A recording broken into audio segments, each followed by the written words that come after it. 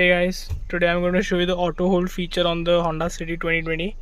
So how does it work? So basically it just prevents you from rolling back, and it works in reverse. So I'll show you that right now. Into reverse gear, I'm on a slight incline. So if I don't use the auto hold feature, the car will roll forwards. So for that, hit into reverse, completely press the brakes and release the brakes. Right now see, I'm not rolling, and so completely press the brakes. The brakes have locked up, build up the revs, and then as you push it back, the car moves. The brakes are released as in, and it works in both reverse as well as first gear. I will show you the first gear as well.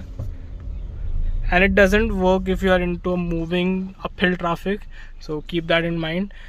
But you need, if you are at a complete stop on a uphill like this, hold on the brake, release the brake. It is holding it, and it will give you 4 to 5 seconds.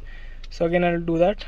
See, completely press it, and it will hold it till the time I'll build up the revs, and it will move forward. So that's how the auto hold feature on this car works.